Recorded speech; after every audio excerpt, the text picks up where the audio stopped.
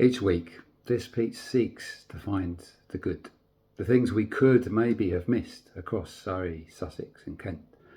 A little time with gentle rhyme, hopefully well spent. And as I sit down to write, I frequently reflect on the things that have caught my eye, I may have overheard or found online, and that's all fine. But sometimes there are moments when you just have to realise that there is only one thing that can form these lines. And this week there can only be one theme, one respectful collective nod of praise and thanks for those who never got to live their dream. This week we have acknowledged D-Day, and now 80 years on, it is now becoming modern history. And the mystery, to me, is that the American Civil War was as far away from D-Day when it happened than D-Day is to today. So in what way can I possibly pay tribute to so many men of all ages, but so many of them so young, on whose actions back then our entire futures and destinies were hung? I can begin by putting things into context, I suppose. For everyone knows the phrase D-Day. It paints scenes and images so clearly, but really it was just the first day of the Battle of Normandy. The enormity of the conflict that happened on those beaches, and then when troops moved inland, a planned turning of the tide to divide, to dissipate, to put the fate of the war on a different trajectory. It was knowingly going to be brutal. But it would also hopefully lead to victory. And yes, it was just the beginning, and there can never be a winning in a battle where tens of thousands were eventually lost. We cannot know, but the cost and the price paid by these men would mean that a short time after, we would be able to bring it to an end, to build and start again. And what is history? How is it taught? We can sometimes get caught in the result and outcome rather than focusing on the real people who begun a mission, who they were, where they were from, what they walked away from, what they gave.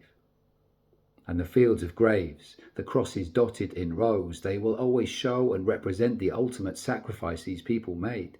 We paid tribute to them this week, had some of the remaining ones speak, got a bit choked as we saw them chat, and for brief moments joke with the king and queen, and also saw them pat their chests when remembering their friends, the fallen, the best of the best.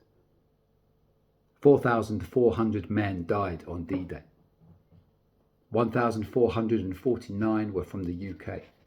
2,501 were from the USA. And it is so important to say today that among this number, this abstract factual list, there are some details that don't always get a mention, or maybe are missed. Among those troops wading into water and gunfire in massive numbers with ultimate bravery or maybe just a sense of duty were Hindus, were Muslims and Sikhs.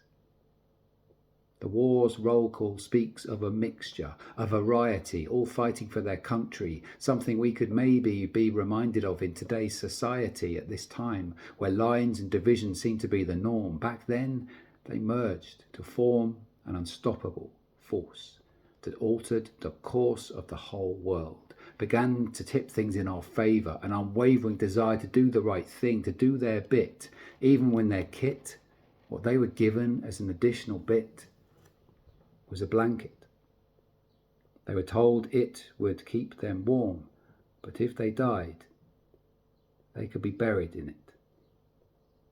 Let that sink in. I cannot begin to think how those young men felt, what they thought, what they hoped for. An end to the war, of course, but the remorse shown by the dignitaries and politicians this week has almost been deflected by the surviving few's words. The collective theme of their view is still, we were just doing our duty.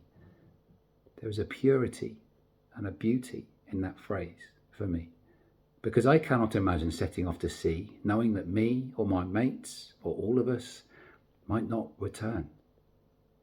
So if there was one thing to learn, to remember, and always give huge thanks to, it must be the view of the elderly man interviewed this week, sat in a wheelchair with watery eyes.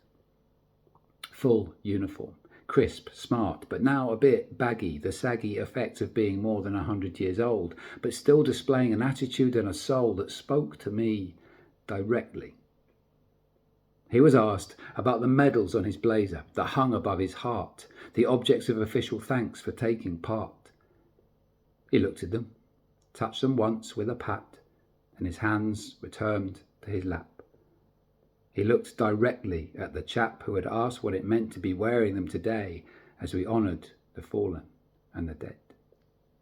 And he said this, and I think today it's the best way of honouring them we have got. Oh, these. I don't wear the medals for me. No. I wear them for all the boys and all the men who cannot.